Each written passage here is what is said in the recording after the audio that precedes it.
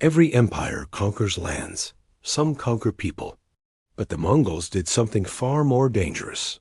They conquered belief itself. They didn't just defeat kings. They dismantled gods. And that single decision helped them build the largest land empire in human history. But it also planted the seeds of its ultimate transformation. So, how did destroying sacred authority give the Mongols such unmatched power? Stick around to find out.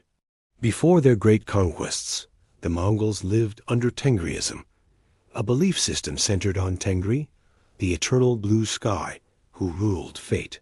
Shamans spoke for the heavens, and nature wasn't just symbolic, it was law. But unlike other civilizations, their gods didn't rule over cities, temples, or vast bureaucracies. This meant their belief system was incredibly flexible, and that flexibility would soon become their greatest weapon on the world stage. Then came Genghis Khan, and he made a truly radical move. He didn't elevate priests. He didn't build grand temples. He certainly didn't claim to have divine bloodlines.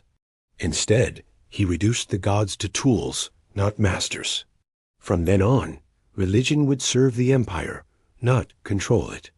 This one decision broke a pattern that had governed civilizations for thousands of years and set the Mongols on a unique path.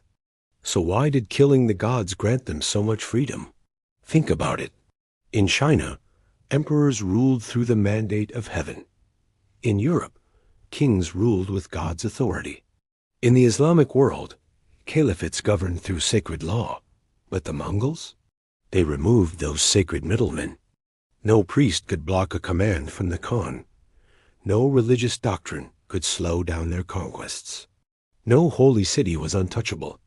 This made Mongol rule terrifyingly efficient. But here's the paradox. The Mongols dismantled religious authority, yet they allowed every religion to exist. Buddhists, Muslims, Christians, Taoists, all were protected under their rule. Why? Because belief systems divide populations, but religious tolerance keeps those populations obedient. This wasn't a gesture of kindness. It was a brilliant power strategy. This strategic intelligence allowed them to manage a vast, diverse empire without getting bogged down in religious conflicts. However, removing the gods created a hidden weakness. Without a single, unifying sacred identity, loyalty became personal, not spiritual. The empire's unity depended entirely on its leadership, making succession incredibly unstable. When Genghis Khan was alive, the system worked flawlessly. But after he died, the cracks began to appear. You see, empires without sacred glue don't fracture immediately. They just quietly dissolve over time.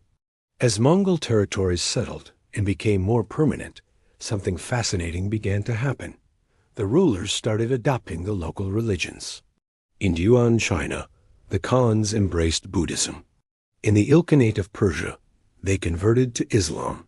The Golden Horde also adopted Islamic law. Why the sudden change of heart?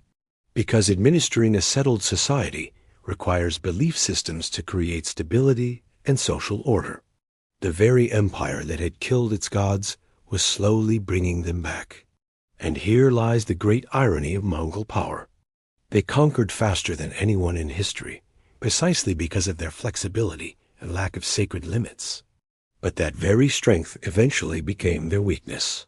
Once belief systems returned, laws hardened, bureaucracies grew, and cultural divisions deepened. They slowly became the very civilizations they had once so easily overrun. Power had come full circle. So, the Mongols didn't really fall because of external enemies. They transformed because raw power cannot rule forever. Every empire, sooner or later, needs meaning, structure, and a shared identity. Gods, or the belief systems they represent, don't return because people are weak. They return because systems need legitimacy to survive. This isn't just a Mongol story. It's a fundamental pattern of civilization. The Mongols proved something terrifying. You can remove belief, you can dismantle sacred authority, and you can rule through pure force. But eventually, power demands meaning. The empire that killed its gods didn't just collapse, it evolved into them. The real question isn't what the Mongols destroyed, but what every rising power today tries to replace belief with. Because empires don't fall when they lose faith. They fall when they don't know what to believe in next. Thanks for watching.